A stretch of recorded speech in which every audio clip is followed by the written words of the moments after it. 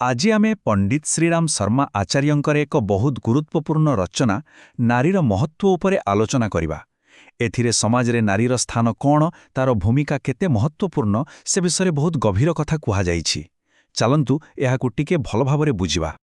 तेबे देखंतु एही रचनार आरंभ ही गोटे बहुत शक्तिशाली कथारु हेउछि। नारी ही मनुष्यर निर्माता।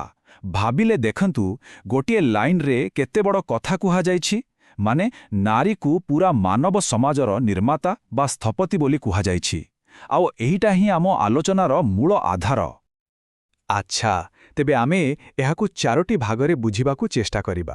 प्रथमे नारी केमिति मानवतार निर्माता, द्वितीयरे तांक रास्तारे आसुथिबा सामाजिक बाधा, तापरे एक प्राचीन आदर्श विषय जानिबा, आउ शेषरे आजिर समयरे एसबुरु कौन शिखी हबो।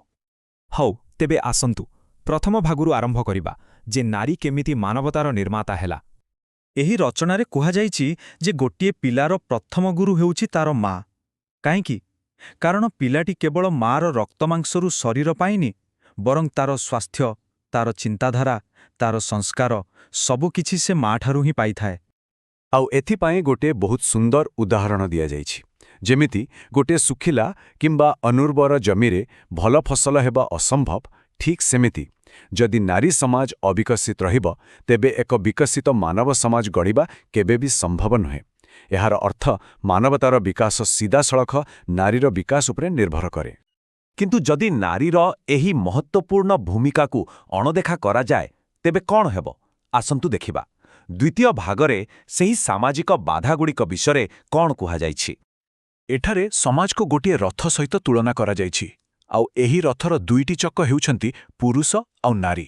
जदि गोटे चक बड़ आउ गोटे छोट हुए तेबे रथ कौन आगकु जाई परिबो? केबे भी नुहे। ठीक सेमती समाजर रथकु आगकु नेबाकु हेले उभय चक माने पुरुष और नारी समान हेबा निहाती जरूरी। तेबे क्यों क्यों जिनस एही संतुलनकु बिगाडुछि? लेखक किछि मुख्य समस्या विषय कहिछन्ति, जेमिति कि यौतुक प्रथा, जाहाकु समाज पाई एक अभिशाप कुहा जाइछि। आउ कोन? शिक्षार अभाव, जोथिपाई नारी निज भलमंद बुझी पारुनी। आउ एक बड़ कथा हैला भूमिका को ठीक भावे न बुझिबा। जेमिति कि अन्य घरु आसीथिबा बोहू को निज घरर निर्माता न भाबी बाहर लोक बोली भाबिबा। हाँ, तेबे ए सबु समस्यार समाधान कौन? एक आदर्श पथ कौन हुई पारे? एहाकु बुझाइबा पाई लेखक एक बहुत पुराना कथा सत्यभामा एवं द्रौपदींक मध्यरे होइथिबा एक वार्तालापर उदाहरण दैछन्ति। कथाबार्ताटी आरंभ होउछि सत्यभामांक एक प्रश्नरु। से द्रौपदींकु पचारुछन्ति, तुमे एते शक्तिशाली पांडवमानंकु केमिति निज बसरे रखिछ? सेमाने सबुबेले तुम कथा मानन्ति, केबे रागन्तिनि, एहार रहस्य कौन? एहार उत्तररे द्रौपदी निजर किछि नीति विषयरे कहुछन्ति। से कहुछन्ति, मु निजर इच्छा, आवेग आउ अहंकारकु नियंत्रणरे रखे, पूरा विश्वास भक्तिर सह समस्तंकर सेवा करे, केबे भी गर्भ कि मिछ कुहे नाही, घरर सबु काम जत्नर सह करे, आउ ठीक समयरे खाइबाकु दिए, आलस्य कटुकथा आउ खराब संगतरु सबुबेले दूरेई रहे। आउ तांको दृष्टिकोणर सबुठु मूल कथा हेउछि से कहिछन्ति, स्वामी ही स्त्रीर ईश्वर, आउ से ही तार एकमात्र आश्रय। एही विश्वास ही तांको समस्त कार्यर आधार थिला।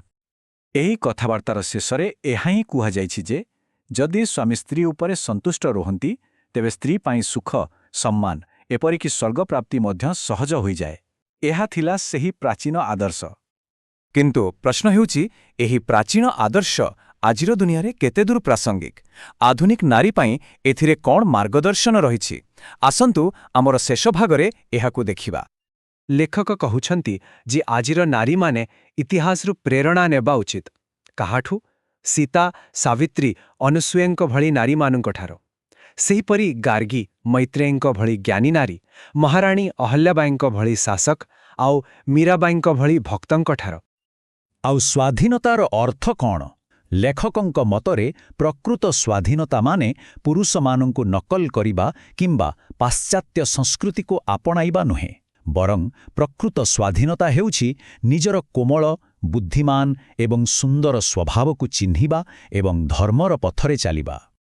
तेबे नारी मानंक पई क्यों प्रकार शिक्षा जरूरी? एठारे एक संतुलन कथा कुहा जाइछि। गोटे पटे गीता, भागवत, रामायण भଳି आध्यात्मिक ज्ञान, आउ अन्य पटे स्वास्थ्य विज्ञान, गृह चिकित्सा, शिशुपालन ଏବଂ ପୁଷ୍ଟିବିଜ୍ଞାନ ଭଳି ବ୍ୟବହାରିକ ଜ୍ଞାନ ଦୁଇଟା ଯାକର ସମନ୍ୱୟ ନିହାତି ଆବଶ୍ୟକ।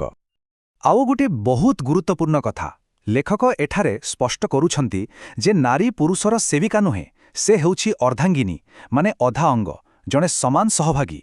ଏତେ ସମାନ ଯେ ତା ବିନା କୌଣସି ବି ଧାର୍ମିକ କାର୍ଯ୍ୟ ସମ୍ପୂର୍ଣ୍ଣ ହୋଇପାରେ ନାହିଁ। ତେବେ ଏହିସବୁ ଆଲୋଚନା ପରେ ଆମ ସାମ୍ନାରେ ଗୋଟିଏ ବଡ଼ ପ୍ରଶ୍ନ ଆସି ଠିଆ ହେଉଛି। ଆଜିର ଏହି ଦୁନିଆରେ ଆମେ ଭବିଷ୍ୟତର ନିର୍ମାତାମାନଙ୍କୁ ଅର୍ଥାତ୍ ନାରୀମାନଙ୍କୁ ସଶକ୍ତ କରିବା ପାଇଁ ଆମେ କେମିତି ପ୍ରାଚୀନ ଜ୍ଞାନ ଆଉ ଆଧୁନିକ ଶିକ୍ଷାର ଏକ ସୁନ୍ଦର ସମନ୍ୱୟ କରିପାରିବା? ଏହା ହିଁ ଆମ ସମସ୍ତଙ୍କ ପାଇଁ ଚିନ୍ତା କରିବାର ସମୟ।